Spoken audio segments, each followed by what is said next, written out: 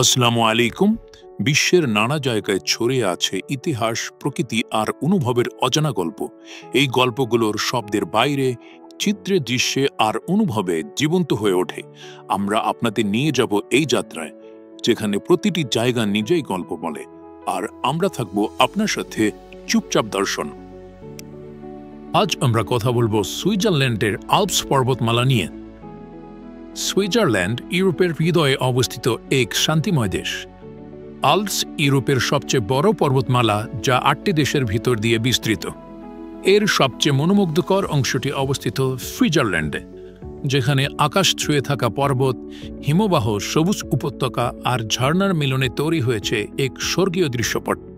আল্পসের কোল ঘেঁষে রয়েছে অসংখ্য ছোট ছোট শহর ও গ্রাম, যেমন জারমাট, ইন্টারলাকান ও লুজার্ন, যা পর্যটকদের আকর্ষণের কেন্দ্রবিন্দু।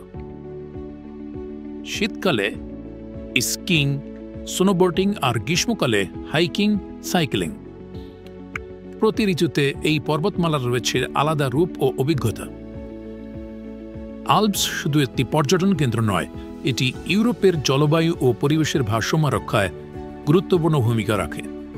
এখানে রয়েছে শতাধিক হিমবাহ, হাজারো প্রজাতির গাছপালা ও বন্যভূমি, যা আজও গবেষকদের কাছে জাদুকরী বিস্ময়ের মতো।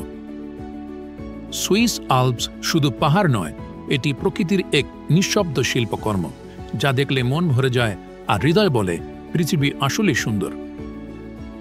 এরকম আরও ভিডিও পেতে আমাদের ইউটিউব চ্যানেল সাবস্ক্রাইব করুন এবং আমাদের পেজ ফলো করে রাখুন।